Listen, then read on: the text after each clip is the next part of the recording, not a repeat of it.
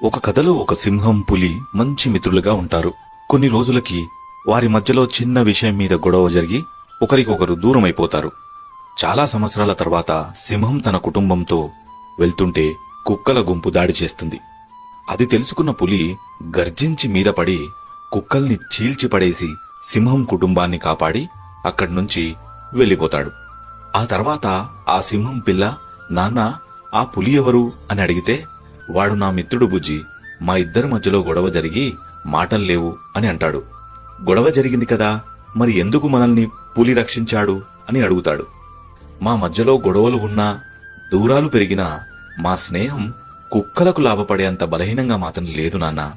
తోడు ఉంటూ శత్రువులతో చేతులు కలిపే వారికన్నా దూరమున్నా నాకు తోడు నిలుస్తాడు నా మిత్రుడు. అంత గొప్ప స్నేహం మాది అని అంటాడు.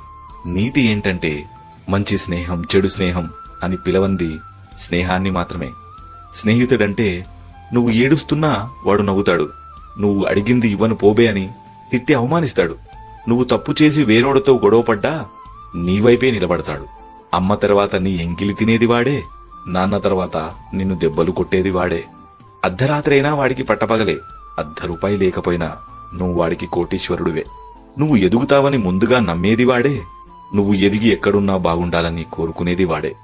నాకు తెలుసు, ఈ రీల్ వాడికి షేర్ చేసినా నచ్చదు. అందుకే ఒక లైక్ చేసి మరింత మంది స్నేహితులకు చేరేలా చేయండి.